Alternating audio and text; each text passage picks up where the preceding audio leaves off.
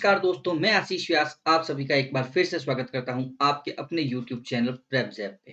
दोस्तों, आज के सेशन में हम बात करने वाले हैं 6 से लेके 10 नवंबर तक के जितने भी करंट अफेयर्स के इंपॉर्टेंट क्वेश्चन हैं उनके बारे में। दोस्तों, आज का सेशन भी बहुत ही इंपॉर्टेंट होने वाला है। इसके साथ ही हम आज शाम को आपके लिए लेके आ रहे हैं 1 से लेके 10 नवंबर तक का एक छोटा-सा रिवीजन जो कि होगा वन लाइनर के रूप में। अभी तक भी जिसने हमारा टेलीग्राम चैनल जॉइन नहीं किया है या फिर हमारी एप्लीकेशन डाउनलोड नहीं की है, उन सभी से रिक्वेस्ट है कि आप हमारा टेलीग्राम चैनल ज्वाइन करिए और हमारी एप्लीकेशन भी डाउनलोड करिए, क्योंकि एप्लीकेशन और टेलीग्राम चैनल पर आपको मिलेंगे अलग-अलग सब्जेक्ट्स के क्विज़ेज़, वो भी बिल्कुल फ्री। वीडियो को शुरू करने से पहले आप सभी से मेरी एक और रिक्वेस्ट है कि जिसने भी हमारा चैनल अभी तक सब्सक्राइब नहीं किया है, वो हमारा चैनल सब्सक्राइब करे और साथ ही साथ बेल आइकन पर भी क्लिक करें, जिससे कि आपको आने वाले सभी वीडियोज़ के बारे में नोटिफिकेशन मिलती रहे। तो चलिए शुरू करते हैं आज का वीडियो। सबसे पहला सवाल, 15वें अर्बन मोबिलिटी इंडिया सम्मेलन और एक्सपो 2022 का उद्घाटन कहाँ किया गया है? दोस्तों, हाल ही में केरल के कोच्चि में एक सम्मेलन का आयोजन किया गया जिसका नाम है अर्बन मोबिलिटी इंडियन सम्मेलन और एक्सपो 2022। ये इस सम्मेलन का 15वां संस्करण है और इसका उद्घाटन किया है हरदीप सिंह पुरी ने। नाम याद रखना, हरदीप सिंह पुरी जी। आपने इनका नाम जरूर सुना होगा क्योंकि ये केंद्रीय आवासन और शहरी कार्य मंत्री हैं, साथ ही साथ पेट्रोलियम एवं प्राकृतिक गैस मंत्री भी हैं। तो चलिए बढ़ते हैं अगले सवाल की ओर। UIDAI ने यूजर्स के बेहतर अनुभव के लिए हाल ही में कौन सा चैटबॉट लॉन्च किया है? तो दोस्तों, आधार मित्र हाल ही में UIDAI द्वारा लॉन्च किया गया है, जिसके जरिए आप अपने आधार के नामांकन या अपडेट का स्टेटस देख सकते हैं। साथ ही साथ में अगर आपको कोई भी शिकायत है या फिर आपका आधार का जो पीवीसी कार्ड है, उसको आपको ट्रैक करना है कि वो कहाँ तक पहुँचा है, तो ये सब सुविधाएं इस आधार मित्र पर उपलब्ध रहेगी। चलिए बढ़ते हैं अगले सवाल की ओर। वर्ल्ड ट्रेवल मार्केट 2022 का आयोजन कहाँ किया जा रहा है? तो दोस्तों, हाल ही में लंदन में चल रहा है वर्ल्ड ट्रेवल मार्केट 2022। दोस्तों, ये जो वर्ल्ड ट्रेवल मार्केट 2022 है, इसकी थीम क्या है? तो इसकी थीम है यात्रा का भविष्य शुरू। दोस्तों, थीम जरूर याद रखना, यात्रा का भविष्य शुरू। इसका आयोजन 7 से 9 नवंबर के बीच में किया जाएगा और ये जो वर्ल्ड ट्रेवल मार्केट है, ये सबसे बड़ी अंतरराष्ट्रीय प्रदर्शनियों में से एक है।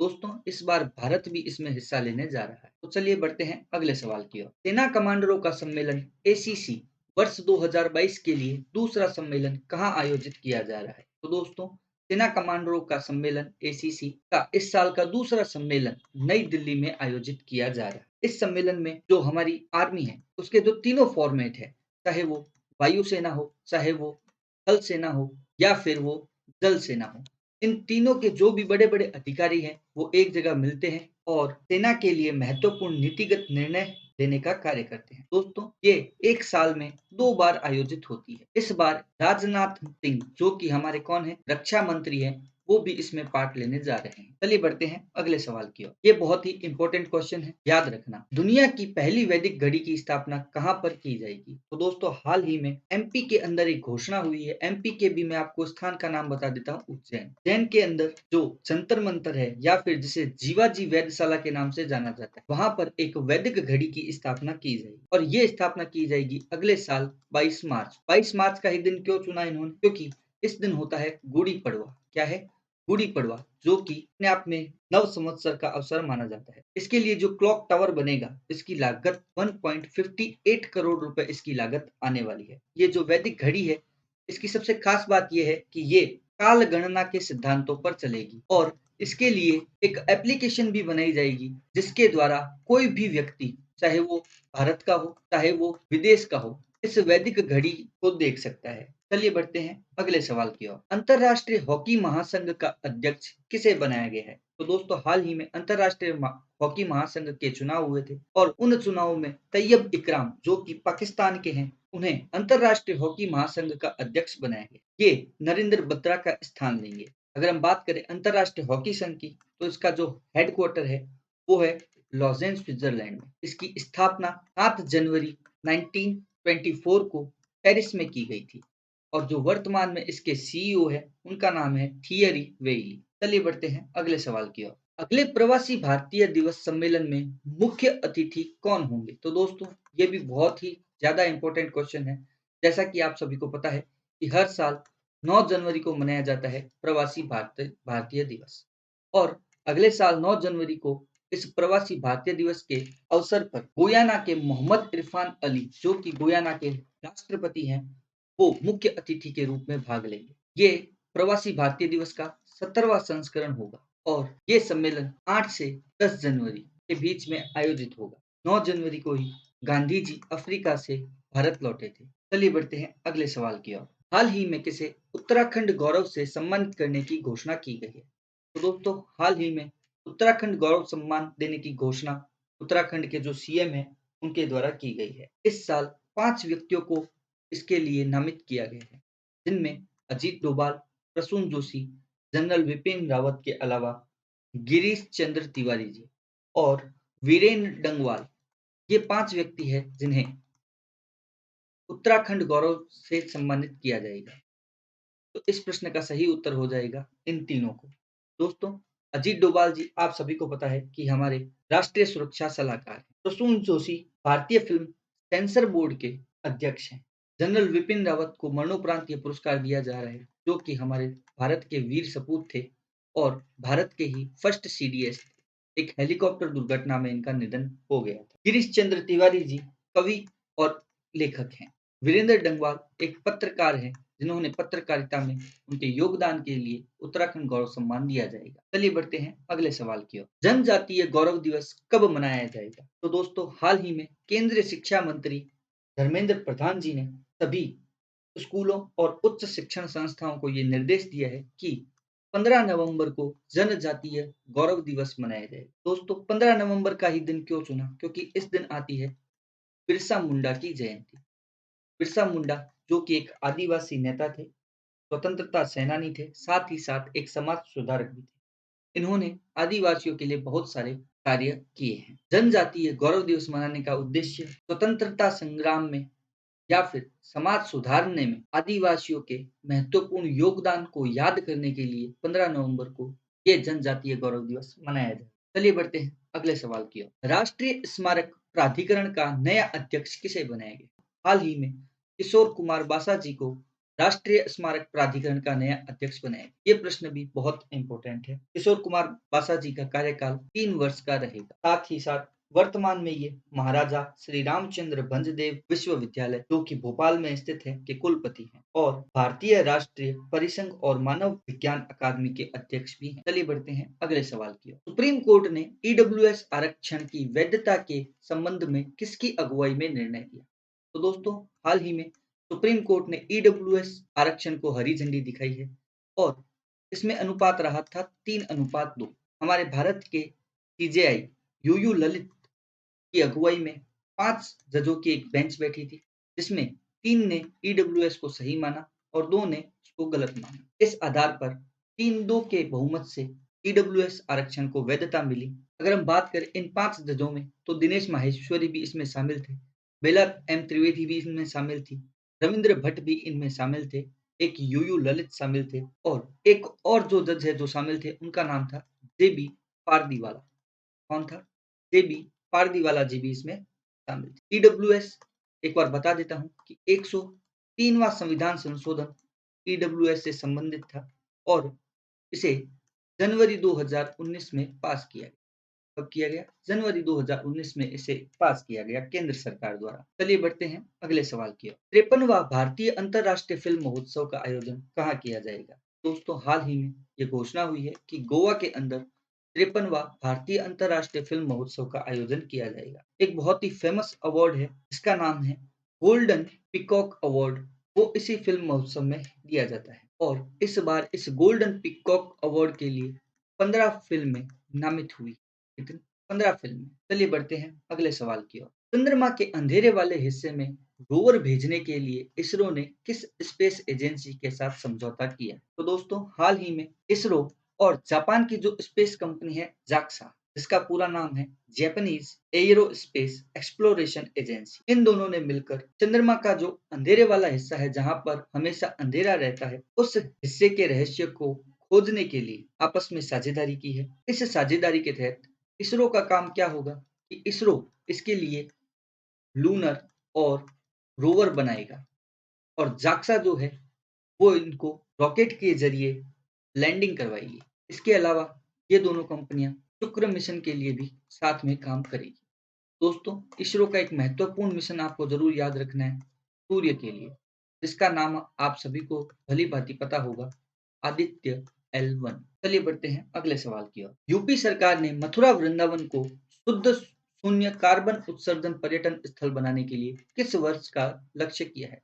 तो दोस्तों, हाल ही में यूपी के सीएम योगी आदित्यनाथ जी ने ये घोषणा की कि जो मथुरा वृंदावन के जो भी धार्मिक स्थल है, उन सभी क्षेत्रों को 2041 तक यानी कि 2041 तक शुद्ध शून्य कार्बन उत्सर्जन पर्यटन स्थल बनाया जाएगा, या फिर आप इसे ऐसा कह सकते हैं कि बिल्कुल ही प्रदूषण मुक्त कर दिया जाएगा। इसके लिए योगी जी ने 2041 का लक्ष्य रखा है और साथ ही साथ ये इस सर्किट को एकदम इको फ्रेंडली बनाना चाहते हैं, और इको फ्रेंडली बनाने के लिए जो भी पेट्रोल और डीजल चलित वाहन है वो इस एरिया में प्रवेश नहीं करेंगे, और जो केवल ई वाहन होंगे वही केवल यहाँ पे प्रवेश कर सकेंगे। चलिए बढ़ते हैं अगले सवाल की। हाल ही में किसे राष्ट्रीय फ्लोरेंस नाइटिंगेल पुरस्कार 2021 से सम्मानित किया गया? तो दोस्तों, हाल ही में शशिकला पांडे जी और गंगा जोशी जी, इन दोनों को राष्ट्रीय फ्लोरेंस नाइटिंगेल पुरस्कार से राष्ट्रपति भवन में जो हमारी राष्ट्रपति महोदया मुर्मू जी हैं, उनके द्वारा सम्मानित किया गया। ये दोनों ही हेल्थ सेक्टर से हैं, और हेल्थ सेक्टर में जो नर्सें होती हैं, जो अच्छा कार्य करती है, उन्हें ये अवार्ड दिया जाता है। चलिए बढ़ते हैं अगले सवाल की ओर। सैयद मुश्ताक अली ट्रॉफी 2022 का खिताब किसने जीता? तो दोस्तों, सैयद मुश्ताक अली ट्रॉफी का संबंध है क्रिकेट से, और इस बार ये खिताब पहली बार जीता है मुंबई ने। मुंबई ने फाइनल में हिमाचल प्रदेश को हराया था, और इसी के साथ मुंबई पहली बार सैयद मुश्ताक अली ट्रॉफी 2022 का विजेता बना। दोस्तों, इंपॉर्टेंट क्वेश्चन है और बहुत ही अच्छा क्वेश्चन है। चलिए बढ़ते हैं अगले सवाल। भारत के नए सीजेआई 50वें नंबर के कौन बने हैं? तो दोस्तों, हाल ही में भारत के 50वें सीजेआई तो वो बने हैं जस्टिस टी.वाई. चंद्रचूड़, भारत के नए मुख्य न्यायाधीश बने हैं। ये यू ललित का स्थान लेंगे। आपको एक और नाम दिख रहा होगा, वी.वाई. चंद्रचूड़। दोस्तों, ये इनके पिता थे और ये भी भारत के पूर्व मुख्य न्यायाधीश रह चुके। टी.वाई. चंद्रचूड़ जी ने कल ही यानी 9 नवंबर को शपथ ली है। चलिए बढ़ते हैं अगले सवाल की ओर। 15वीं एशियन एयरगन चैंपियनशिप 2022 का आयोजन कहाँ किया जाएगा? तो दोस्तों, हाल ही में एक घोषणा हुई है कि इस साल 15वीं एशियन एयरगन चैंपियनशिप का आयोजन दक्षिण कोरिया में किया जाएगा। दोस्तों, दक्षिण कोरिया में एक स्थान है डेगू, यहाँ पर इस चैंपियनशिप का आयोजन किया जाएगा। भारत की तरफ से 36 सदस्यों का एक दल है जो इस चैंपियनशिप में भाग लेगा। चलिए बढ़ते हैं अगले सवाल की ओर। 8 नवंबर 2022 को गुरु नानक जी का कितवां प्रकाशोत्सव मनाया गया? तो दोस्तों, हाल ही में आप सभी को पता है कि गुरु नानक जयंती थी, और इस बार इनका जो प्रकाशोत्सव था वो था 553वां प्रकाशोत्सव। ये मनाया जाता है हर साल कार्तिक पूर्णिमा को। कब मनाया जाता है? कार्तिक पूर्णिमा को। दोस्तों, गुरु नानक जी सिखों के फर्स्ट गुरु थे। कौन थे? सिखों के फर्स्ट गुरु थे, और इनका जो जन्म है वो 1469 को ननकाना साहिब में हुआ था। ननकाना साहिब में हुआ था। चलिए बढ़ते हैं अगले सवाल की ओर। डीआरडीओ ने भारतीय नौसेना के लिए परीक्षण और मूल्यांकन सुविधा की खातिर जारी मॉड्यूल का क्या नाम? तो दोस्तों, हाल ही में डीआरडीओ, जो कि हमारी भारत की रक्षा और अनुसंधान ऑर्गेनाइजेशन है, उन्होंने भारतीय नौसेना के लिए स्पेशल एक मॉड्यूल तैयार किया है, और उसका नाम है स्पेस। दोस्तों, इस स्पेस का पूरा नाम आप जरूर याद रखना। स्पेस का पूरा नाम है submersible platform for acoustic characterisation and evolution. दोस्तों, आपको जो पीडीएफ प्रोवाइड करवाई जाएगी उसमें आपको इसकी सारी डिटेल लिख दी जाएगी। ये जो स्पेस है, इसकी क्या खासियत है कि ये 100 मीटर की गहराई तक उतारा जा सकता है। चलिए बढ़ते हैं अगले सवाल की ओर। जीएसएमए का उपाध्यक्ष किसे नियुक्त किया गया है? तो दोस्तों, हाल ही में गोपाल विट्ठल जी, जो कि भारतीय एयरटेल के सीईओ हैं, किसके?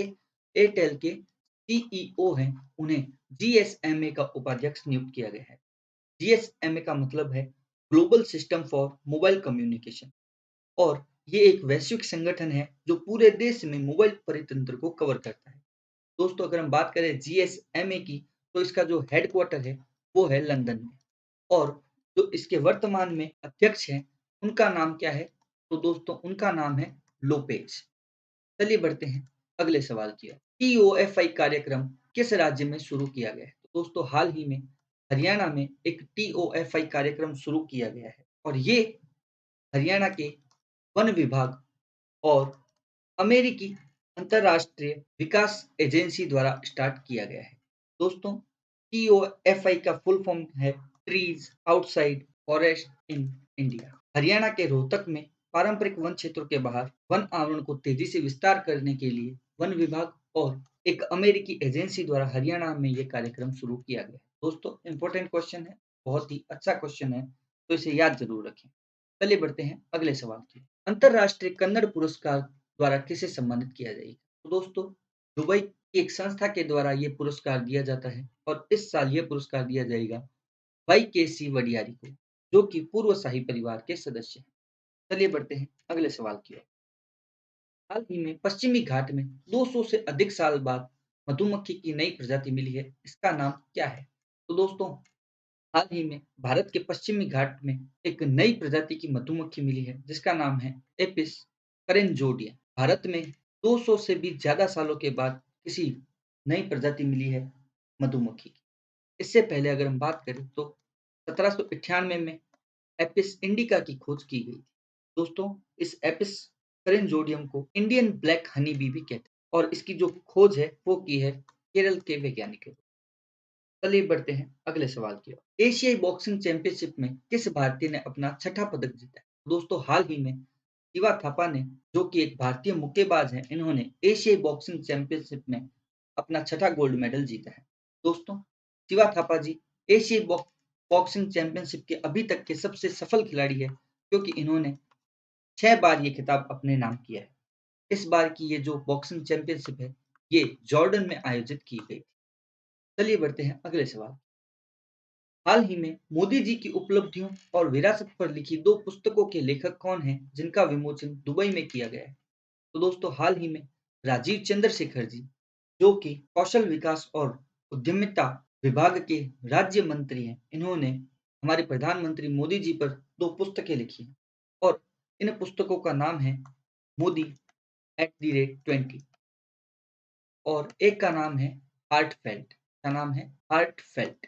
इन दोनों पुस्तकों का नाम ज़रूर याद रखना, एग्ज़ाम में कभी-कभी ऐसे प्रश्न भी पूछ लेते हैं। चलिए बढ़ते हैं अगले सवाल की ओर। एक कैलेंडर वर्ष में 1000 टी20 रन बनाने वाले पहले भारतीय बल्लेबाज कौन बने हैं? तो दोस्तों, हाल ही में सूर्य कुमार यादव ने जिम्बाब्वे के खिलाफ 35 रन बनाते ही एक कीर्तिमान अपने नाम कर लिया और वो कीर्तिमान था कि 1 साल में 1000 टी20 रन बनाने वाले पहले भारतीय बनने का। दोस्तों, ये वर्तमान में टी20 के नंबर 1 बल्लेबाज हैं और इस साल वो पूरे वर्ल्ड के टी20 के टॉप स्कोरर हैं। चलिए बढ़ते हैं अगले सवाल की ओर। विश्व की सर्वश्रेष्ठ नियोक्ता रैंकिंग 2022 में रिलायंस ने कौन सा स्थान हासिल किया है?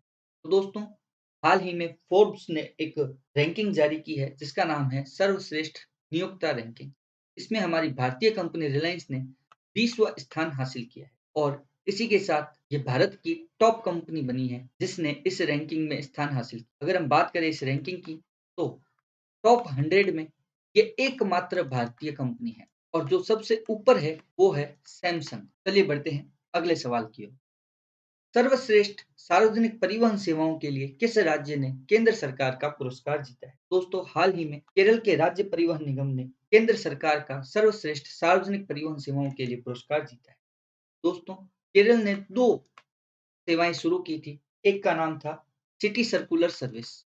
दोस्तों, नाम याद रखना, पूछ सकता है सीधा कि ये सेवाएं किसने प्रारंभ की थी।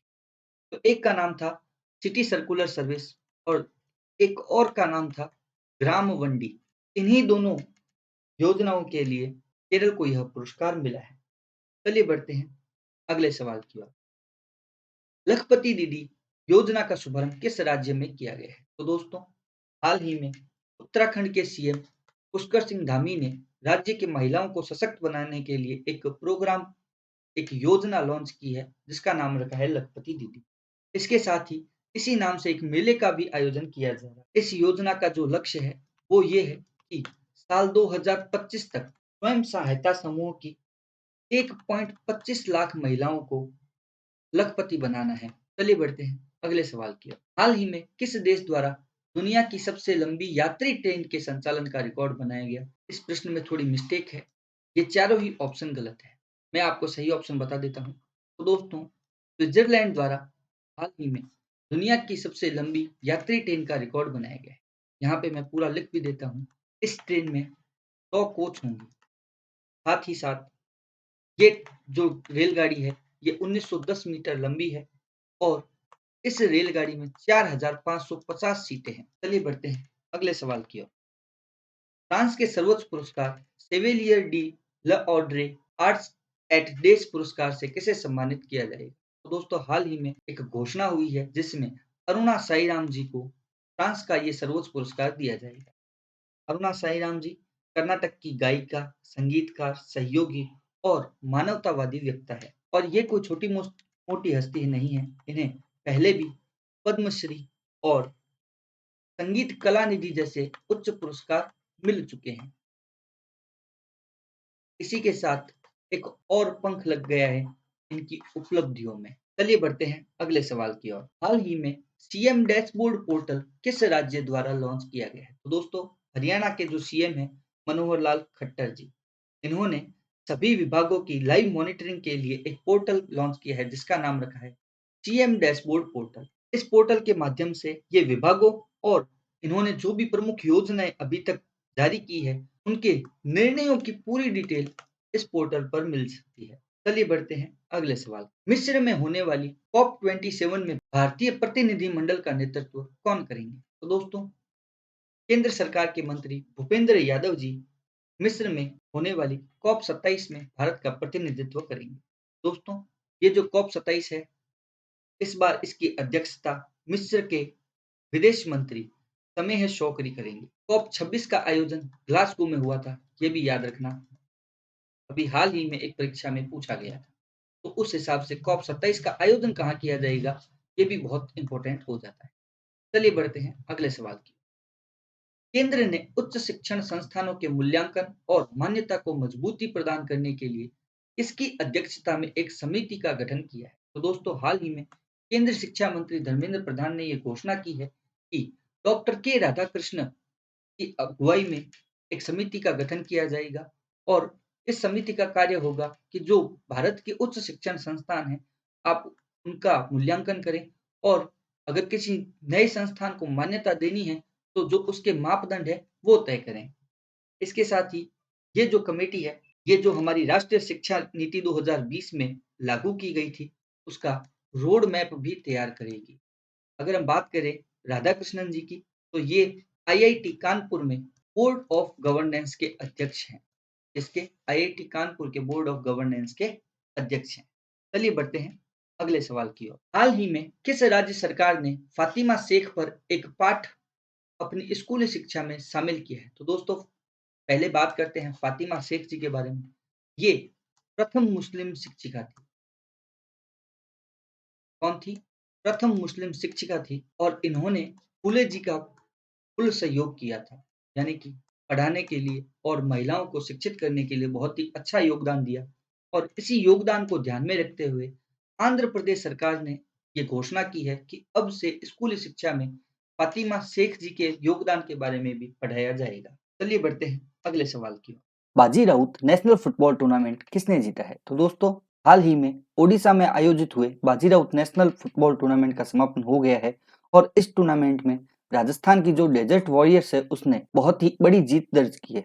इन्होंने चर्चिल ब्रदर्स को फाइनल में हराया है। दोस्तों RUFC जो है राजस्थान की टीम है वो इसमें डेजर्ट वॉरियर्स के नाम से उतरी थी। चलिए बढ़ते हैं अगले सवाल की ओर। हाल ही में किसे ICC हॉल ऑफ फेम में शामिल किया गया है? तो दोस्तों हाल ही में वेस्टइंडीज के शिवनारायण चंद्रपॉल, पाकिस्तान के अब्दुल कादिर और इंग्लैंड के महिला खिलाड़ी चार्लोट एडवर्ड्स को ICC हॉल ऑफ फेम में शामिल किया गया है। इन तीनों को क्रमशः 107, 108 और 109 नंबर के ये खिलाड़ी है जिन्हें हॉल ऑफ फेम में शामिल किया गया है। अगला सवाल, अंतरराष्ट्रीय विज्ञान और शांति सप्ताह कब मनाया जाता है? तो दोस्तों हर साल 9 से लेकर 14 नवंबर तक अंतरराष्ट्रीय विज्ञान और शांति सप्ताह मनाया जाता है। इस दौरान सभी जगह अलग अलग कार्यक्रम होते हैं और इस सप्ताह का उद्देश्य है लोगों को बेहतर तकनीक विकसित करने और अपने देशों में शांति कायम करने के लिए प्रोत्साहित करना। चलिए बढ़ते हैं अगले सवाल की ओर। विनिंग द इनर बैटल पुस्तक के लेखक कौन है? तो दोस्तों हाल ही में ऑस्ट्रेलिया के दिग्गज क्रिकेट खिलाड़ी शेन वॉटसन ने एक पुस्तक लिखी है जिसका नाम है विनिंग द इनर बैटल। ये इनकी बायोग्राफी है। इन्होंने इस पुस्तक में ये शेयर किया है कि कैसे जब इन्होंने एक बार 2015 में मन बना लिया था कि मुझे क्रिकेट से संन्यास ले लेना चाहिए, लेकिन फिर इन्होंने कमबैक किया। इसी बारे में इस पुस्तक में बताया गया है। चलिए बढ़ते हैं अगले सवाल की ओर। राज्य भर में सोने की समान कीमत लागू करने वाला भारत का पहला राज्य कौन बना है? दोस्तों बहुत ही इंपॉर्टेंट क्वेश्चन है। हाल ही में केरल भारत का पहला ऐसा राज्य बन गया है जिसमें अब सोने की कीमत सभी जिलों में एक समान होगी। दोस्तों केरल की सोने और डायमंड की सबसे बड़ी कंपनी है मालाबार, और मालाबार के साथ में केरल का जो माइनिंग डिपार्टमेंट है गोल्ड और डायमंड्स का, इन दोनों ने मिलकर ये तय किया है कि 22 कैरेट जो गोल्ड होगा उसकी सभी जिलों में कीमत समान रहेगी। चलिए बढ़ते हैं अगले सवाल की ओर। पैरा बैडमिंटन विश्व चैंपियनशिप में पुरुष वर्ग का खिताब किसने जीता है? तो दोस्तों प्रमोद भगत जो कि ओलंपिक पदक विजेता है, इन्होंने पैरा ओलंपिक में भी पदक जीता हुआ है और एक बार फिर से इन्होंने पैरा बैडमिंटन विश्व चैंपियनशिप में भी गोल्ड मेडल जीता है। कौन सा मेडल? गोल्ड मेडल इन्होंने जीता है। फाइनल में इन्होंने नीतीश कुमार को हराया जो खुद भारत के ही खिलाड़ी थे, और SL3 कैटेगरी में ये गोल्ड मेडल जीता है। अगर हम बात करें महिला वर्ग की, तो महिला वर्ग में मनीषा रामदास ने गोल्ड मेडल अपने नाम किया है। किसने? मनीषा रामदास ने महिला वर्ग में गोल्ड मेडल अपने नाम किया। चलिए बढ़ते हैं अगले सवाल की ओर। उत्तराखंड स्थापना दिवस कब मनाया जाता है? तो दोस्तों हर साल 9 नवंबर को उत्तराखंड स्थापना दिवस मनाया जाता है और ये भारत का 27वां राज्य है। इसका पहले नाम उत्तरांचल था, लेकिन 1 जनवरी 2007 को इसका नाम उत्तराखंड कर दिया गया। अगर हम बात करें उत्तराखंड की, तो जो इनके CM है उनका नाम है पुष्कर सिंह धामी। इनके जो राज्यपाल है उनका नाम है गुरमीत सिंह। और सबसे खास बात जो उत्तराखंड की ये है कि इसकी ग्रीष्म काल में जो राजधानी है वो है गैरसैंण, और शीतकाल में जो इसकी राजधानी है वो है देहरादून। चलिए बढ़ते हैं अगले सवाल की ओर। नगरपालिका बॉन्ड जारी करने वाला भारत का दूसरा शहर कौन बना है? तो दोस्तों ये बहुत ही इंपॉर्टेंट क्वेश्चन है, क्योंकि जब नगरपालिका बॉन्ड पहली बार भारत में किसी शहर ने जारी किया था तो वो प्रश्न लगभग 3 से 4 बार परीक्षाओं में पूछा गया था। तो इसी हिसाब से ये प्रश्न भी बहुत इंपॉर्टेंट हो जाता है। तो इस प्रश्न का सही उत्तर होगा गुजरात का जो बड़ोदरा शहर है वो भारत का दूसरा ऐसा शहर है जिसने अपना नगरपालिका बॉन्ड जारी किया है। दोस्तों पुणे जो है वो फर्स्ट है जिसने अपना नगरपालिका बॉन्ड जारी किया था, और इसने अपना नगरपालिका बॉन्ड साल 2017 में जारी किया था। चलिए बढ़ते हैं अगले सवाल की ओर। घाई 100 रॉकेट का सफलतापूर्वक प्रक्षेपण किस देश के द्वारा किया गया है? तो दोस्तों हाल ही में ईरान ने एक रॉकेट का सफलतापूर्वक प्रक्षेपण किया है, और ये बहुत ही शक्तिशाली रॉकेट है जो पृथ्वी से लगभग 500 किलोमीटर की दूरी तक 80 किलो वजनी उपग्रह को कक्षा में स्थापित करने की क्षमता रखता है। चलिए बढ़ते हैं अगले सवाल की ओर। 26वें अंतरराष्ट्रीय मालाबार नौसैन्य अभ्यास का आयोजन कहाँ किया जा रहा है? दोस्तों ये भी बहुत इंपॉर्टेंट प्रश्न है। मालाबार अभ्यास बार बार एग्जाम में पूछा जाता है। तो मालाबार अभ्यास की अगर हम पहले हिस्ट्री के बारे में बात करें तो ये अभ्यास 1992 में भारत और अमेरिका के द्वारा शुरू किया गया था। किसके द्वारा? भारत और अमेरिका के द्वारा। साल 2015 से जापान भी इसका स्थायी सदस्य बन गया है, और इस साल 26वां अंतरराष्ट्रीय मालाबार नौसैन्य अभ्यास जापान में ही आयोजित हो रहा है। भारत भी इसमें हिस्सा लेगा और भारत के 2 जहाज शिवालिक और कारमोटा इसमें भाग लेंगे।